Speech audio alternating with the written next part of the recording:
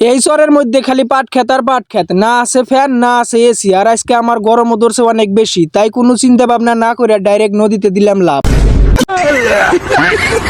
Hello guys, আজকে আবার চলে আসলাম ছোট্ট একটা মিনি ব্লগ নিয়ে। তো গাইস আজকের মিনি ব্লগটা হলো আমি গেতেছি আজকে আঙ্গুর এই চরে থেকে বল্লাকুড়ি চরে ঘুরবার নিগে। মানে গাইস সারাদিন বাড়িতে বয়া থাকি আর বয়া থাকাও ভালো লাগে না, তাই ভাবলাম যে বল্লাকুড়ি চরে থেকে ঘুরে আসি। তো গাইস আমি বল্লাকুড়ির চরে গেতাইছি আর হঠাৎ করে রাস্তার মধ্যে এই বন্ধুর হাতে দেখা হইলো, তার জন্য এই বন্দুক নিয়ে গেতাইছি এখন বল্লাকুড়ি চরে। এ গোষ্ঠী মারছে হেনে না আবার পানি দেখতাইছি, এখন আমরা যাবো কিবা করে। তো গাইস এই পানির মধ্যে জাহাম না দেখাই এই পানি জাহাজ গুনা দেখলাম, কিন্তু এই পানি জাহাজ গুনা সব তালা দিই না, তাই উপায় না পায় আমরা দুই বন্ধু এই পানির মধ্যে গেতাইছি এখন হাতুর বাইরে ওপার।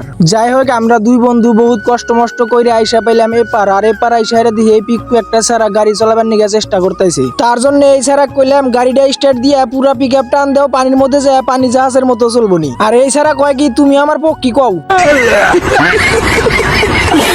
তো গাইস অ্যাকচুয়ালি আমি বল্লাকুড়ি চরে আইছিলাম একটা টুনটুনি পড়াবার নিগে, কিন্তু এই চরে একটা টুনটুনিও নাই কে গো। তার জন্য এই চরের থেকে 1 কেজি আলু কিনে নিয়ে গেতাইছি এখন বাইতে। আর বাইতে যাওয়ার সময় আমার এই দোস্ত কয় একটা শিকড় খিলেন, তার জন্য এই দোস্ত 10 টাকা দিয়ে বাড়ায় দিলাম দোহানে। আর দোহানের সামনে দেখেন কেরাম খেলাইতেছে, আর এই দোস্ত কন্যা বলে আমার ভিডিও দেখে। তো গাইস তারপরে ওই দোস্ত করাতে অল্প কথা টথা কয়ে আইসা পেলাম আবার ওই নদী। আর আমার আইডা আসতে আসতে এরকম গরম ধরছে, তাই এই নদীতে অল্প ঝাঁপ পারলাম। তো গাইস আজকের ভিডিওটা এই পর্যন্তই, আর আজকের ভিডিওটা কিরকম হলো কমেন্ট করে জানাবেন। তো বাই বাই গাইস।